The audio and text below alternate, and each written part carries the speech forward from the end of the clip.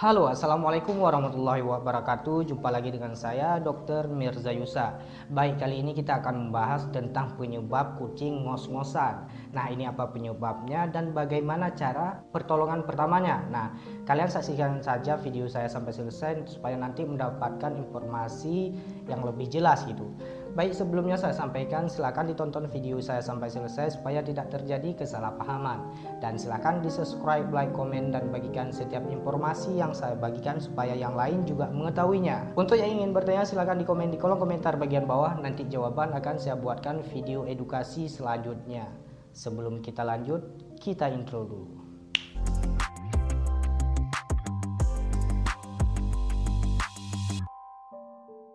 Oke, baik, kita lanjut. Jadi sebenarnya kondisi kucing ngos-ngosan ini sangat sering terjadi. Dia tidak mengenal kucing manapun ya, mau kucing siapapun, mau kucing manapun. Jadi kondisi ngos-ngosan ini bisa saja terjadi pada kucing manapun gitu. Jadi ketika kucing ngos-ngosan sebagai owner memang mungkin merasa kepanikan ya, khawatir terhadap kondisi kucingnya. Namun jangan hanya merasa khawatir tetapi tidak dapat melakukan apa-apa gitu. Dengan kalian menonton video ini, jadi nanti kalian bisa mengetahui pertolongan awal sebelum dibawa ke dokter. Nah, baik, kita lanjut. Jadi beberapa hal yang saya sampaikan dalam video ini kalian wajib mengingatnya. Ditakutkan nanti sewaktu-waktu ketika kucing kalian mengalami ngos-ngosan, itu kalian bisa melakukan pertolongan. Nah, ngos-ngosan ini bisa saja terjadi dibarengi dengan keluarnya liur berlebihan, kemudian ya menjulurkan lidah juga seperti hal yang tidak wajar kalian lihat gitu. Ketika kalian sudah mengetahui cara pertolongan awalnya, kalian bisa segera lakukan. Nah, lalu apa saja penyebabnya dan bagaimana cara mengatasinya? Oke, kita bahas yang pertama, penyebab kucing kelelahan. Nah, ketika kucing kalian mengalami kelelahan, jadi otomatis tubuh relaksasi tubuh dengan cara kucing kalian beristirahat dari mungkin dia ada lompat-lompat, ada bermain sana sini. Jadi ketika kondisi ini terjadi, jadi tubuh akan beristirahat sejenak. Jadi makanya kelihatan seperti kucing ngos-ngosan. Kemudian yang kedua, bisa penyebab kucing kekurangan pasokan oksigen. Nah, ketika kucing kalian berada di suatu tempat ataupun suatu ruangan dengan kadar oksigennya yang kurang, maka kucing kalian akan mengalami kekurangan pasokan oksigen, yang mana nanti ketika tubuh berusaha menarik sebanyak mungkin oksigen dari luar, maka kelihatan seperti kucing ngos-ngosan dan lidahnya menjulur gitu. Kemudian yang ketiga, bisa kondisi heat stroke. Nah, apa itu heat stroke? Heat stroke merupakan suatu kondisi ketika suhu tubuh itu melebihi dari batas normal yang tidak bisa ditolerir oleh tubuh dan peningkatan yang signifikan.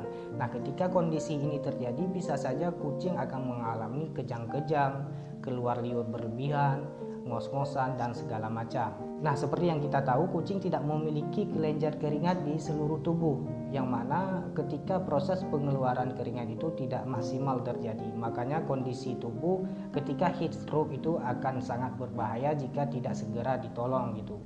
Karena proses pengeluaran keringat untuk melembabkan kondisi kulit itu kurang maksimal pada kucing. Karena kucing hanya memiliki kelenjar keringat di bagian telapak kaki, di hidung, dan beberapa lokasi pada tubuh lainnya gitu.